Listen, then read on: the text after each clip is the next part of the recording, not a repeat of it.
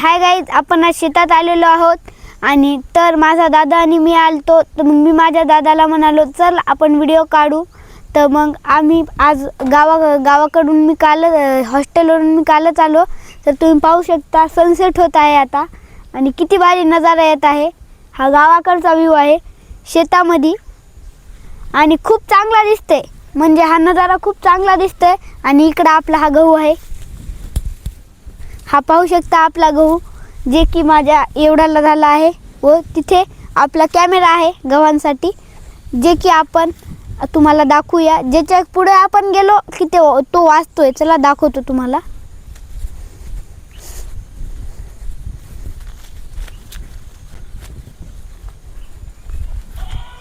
तर तुम्ही पाहू शकता त्याचा साऊंड तो कसा वाजतोय. काऊन की तो रात्रासाठी वापरलेला जातो. काऊन की जेव्हा जेव्हा रोह येतात तेव्हा आपल्याला खूप परेशानी होती. त्यासाठी आम्ही हा कॅमेरा लावलेला आहे. व पुन्हा एक आमच्याकडे व तिथे आम्ही ते शेड बनवलेला आहे रात्री शेत सांभाळण्यासाठी. तिथे एक कॅमेरा आहे व आमच्या इथं छोटंसं यंत्र आहे आमच्या ट्रॅक्टरचं जे की आम्ही परभणीहून घेतलेलं आहे. तर तुम्हाला आमची आंब्याची आमराई दाखवतो. तर चला पाहूया. तर ही आहे आमची आंब्याची छोटीशी आमराई. पाहू शकता तुम्ही जिथे की आता आंबे येत आहेत. जसे की आंबे आलेले आहेत पण ते खूप छोटे आहेत मीडियम. तर आपण हे मागच्या वर्षी लावलेले झाडे आहेत. तुम्ही पाहू शकता हे छोटे छोटे आत्ता सध्या छोटे आहेत पण तरी यांना आंबे येतात. 1 ते 2 आंबे येतात. व तिकडं आपण पाहूया. आपण सर्व सुविधा आपल्या शेतामध्ये केलेल्या आहेत.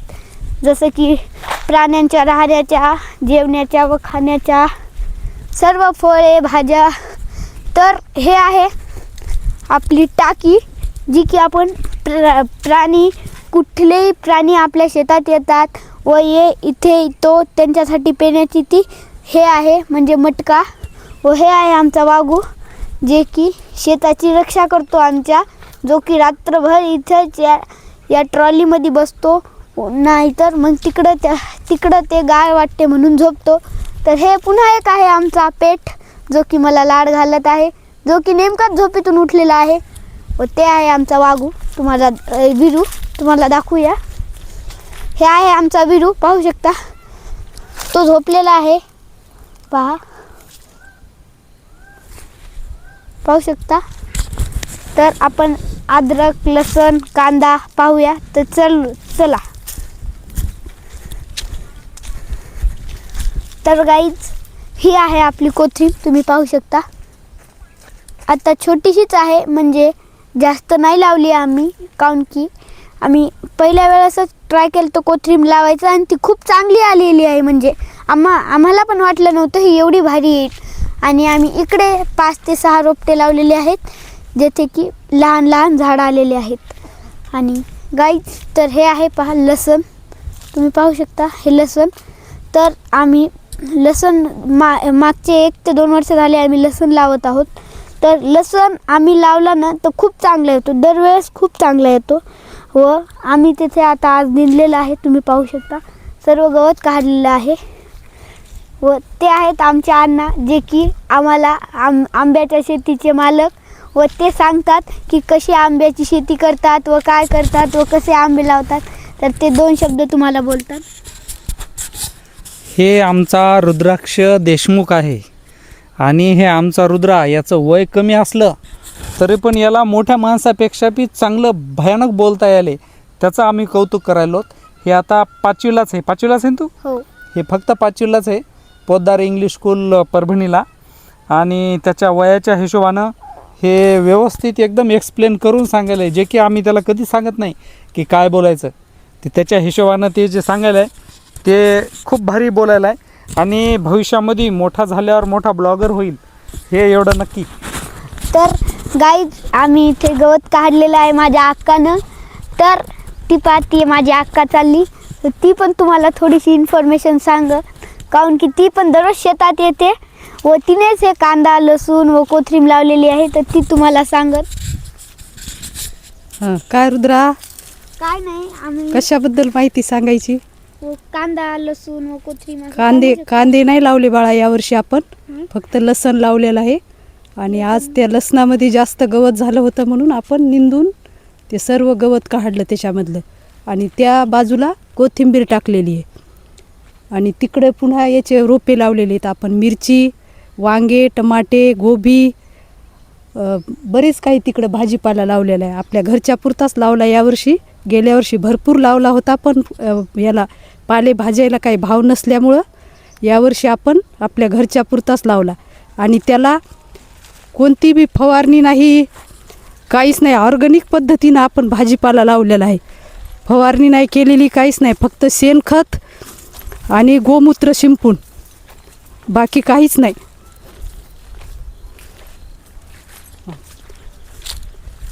तर हे बघा आपलं कराळ. कराळ हे पेरल्यासुद्धा जाते आणि फेकल्यासुद्धा जाते. ते आम्ही असं कराळ फेकलेलं आहे. बघा थोडं दाट झालं पण छान आलं.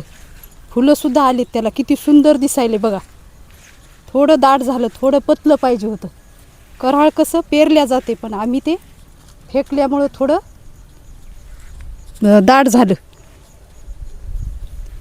तर माल थोडा कमी लागणार त्याला दाट झाल्यामुळं. हे छोटे छोटे आंबे आहेत आमचे. ते पलीकडं मोठाली आंबराई आहे. ते इकडं बघा आम्ही भाजीपाल्याचे रोपे लावले, पण त्याच्यामध्ये भरपूर तणकट झालं, गवत झालेले. हे काल आम्ही इथं हे टमाटे, मिरचीचे रोपे हे निंदून काढले. त्याच्यामुळं थोडं याला हवा लागायली, फुलं पण लागायलीत. पण आम्हाला जंगली प्राण्याचा पण खूप त्रास आहे. रानडुकरं झालं, रोही, त्याच्यामुळं पण कोणत्याच पिकाची वाढ होऊ देईनात आणि ते खाऊन घ्यायले. तर त्याच्यासाठी आम्ही कॅमेरा बी लावलेला आहे, तार कुंपण पण केलेलं आहे. तरीसुद्धा त्या प्राण्याचा आम्हाला खूप त्रास आहे. पिकाला त्रास, भाजीपाल्याला त्रास. आंबेसुद्धा मोडायले, तर भाजीपाल्याचे रोपे खाल्ले, कोणतंच काहीच येऊ देईन तर ते. बघा आमच्या टमाट्याला फुलं लागलेली आहेत, पण यानं रोह्यानं सगळे झाडं खाऊन घेतले.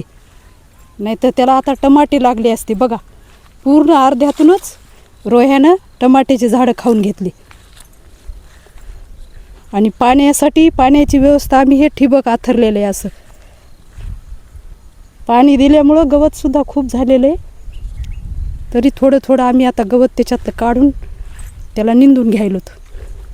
इकडं बघा गोबीचे रोपं आहेत, हे फुलाचे आहेत. गवतामुळं काही दिसत ना, तर ते त्याच्यामधलं गवत काढल्याच्या नंतर आम्ही तुम्हाला पुन्हा दाखवू. हे इथं गोबीचे रोपं आहेत, पण भरपूर पाणी दिल्यामुळं कसं त्याला गवत पण भरपूर झालं त्याच्यामध्ये. हे गोबीचे झाडं लावलेले आहेत आम्ही. गवतामुळं दिसणार नाहीत,